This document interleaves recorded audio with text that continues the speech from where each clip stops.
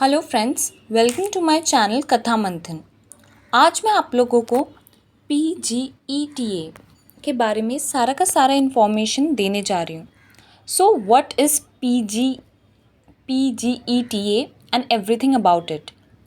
So as you know, council of architecture which is a very responsible body, जो कि हमारा architects का जो रजिस्ट्रेशन नंबर है वो उससे लेकर के हर एक प्रोसीजर जो हम लोग का एज एन आर्किटेक्ट इशू करती है, वो सब कुछ ही काउंसिल ऑफ आर्किटेक्चर के अकॉर्डिंगली होता है। सो काउंसिल ऑफ आर्किटेक्चर एक नेशनल गवर्निंग बॉडी है आर्किटेक्ट्स के लिए, जो उनका लाइसेंस, रजिस्ट्रेशन नंबर वगैरह वगैरह इशू करती है। हमारे कॉलेज के जो एफिलेशन है वो भी COA के काउंसिल के थ्रू होते हैं, that is council of architecture. So according to council of architecture, अब से इंडिया में बस एक स्टैंडर्ड एग्ज़ाम कंडक्ट किया जाएगा, जिसके बेसिस पे पोस्ट ग्रेजुएशन कोर्सेज यानी कि मास्टर डिग्री ऑफ आर्किटेक्ट्स या मास्टर डिग्री ऑफ आर्किटेक्चर का कोर्स हम लोग ले सकते हैं।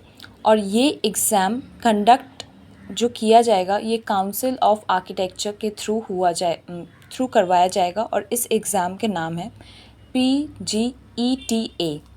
PGETA का फुल फॉर्म है council of architecture post graduate entrance test in architecture, जो कि आपका 2 इयर्स का कोर्स रहेगा। मतलब ये एग्ज़ाम को दे के आप अगर इस एग्ज़ाम में 50% से ज़्यादा मार्क्स लाते हैं तो इसमें आपको एक सक्सेस मिलेगा, यानी कि you are eligible to take admission in masters degree of architecture, that is post graduation course.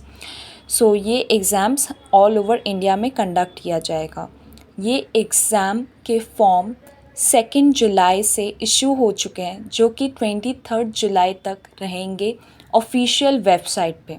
Official website का लिंक मैं आपको नीचे डिस्क्रिप्शन बॉक्स में दे दूँगी, और ऑफिशियल वेबसाइट के थ्रू जो पब्लिश किया गया है PDF, उसका भी लिंक मैं आपको नीचे डिस्क्रिप्शन बॉक्स में दे दूँगी। आप वहाँ पे जाके चेक कर सकते हैं, और वो लिंक में क्लिक करके आपको एज अ स्टूडेंट आप उस एग्ज़ाम के लिए कैसे रजिस्टर करेंगे ये भी आपको मिल जाएगा।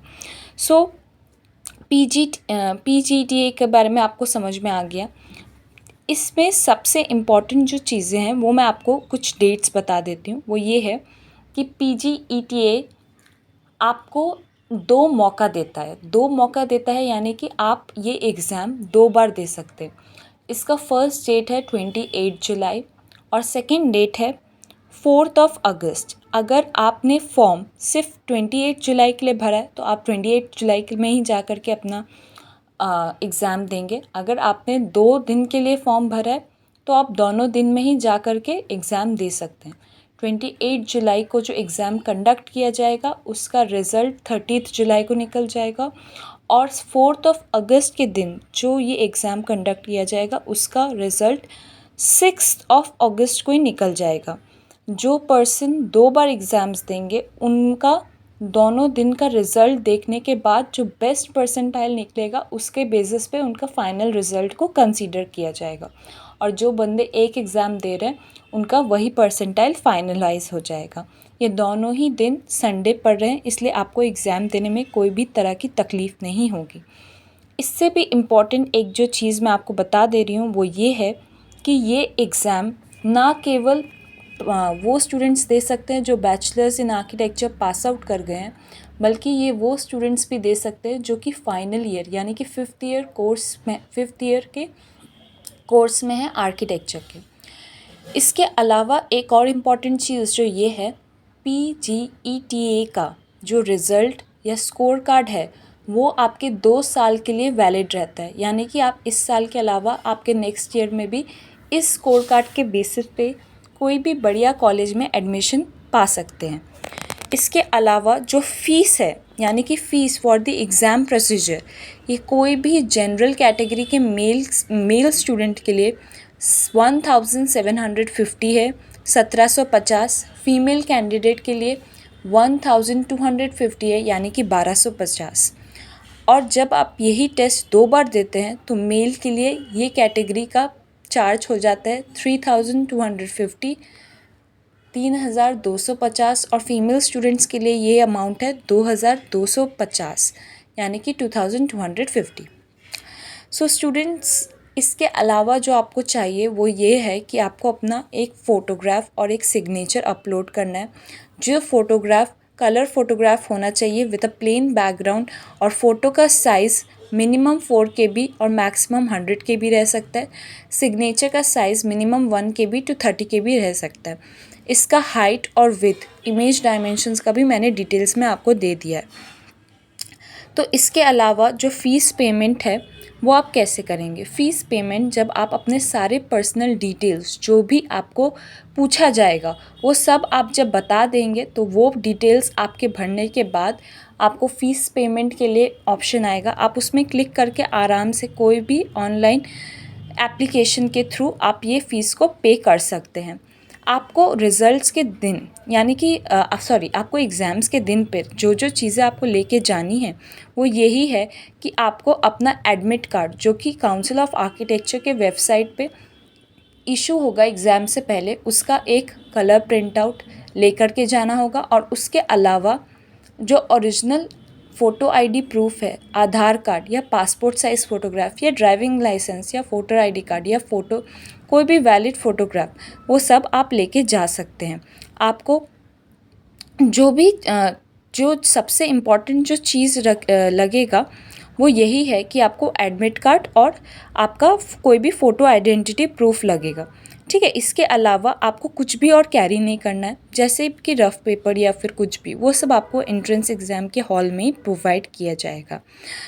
आप जब उधर पहुँचेंगे तो आपका एग्ज़ाम कंडक्ट करने से पहले आपके साथ आपको कुछ टेस्ट भी देने पड़ेंगे। कुछ टेस्ट यानी कि आपको वो लोग मे बी आपका पॉकेट वगैरह चेक करके आपको अंदर भेज सकते हैं और आपका फ़ोटो लिया जा सकता है।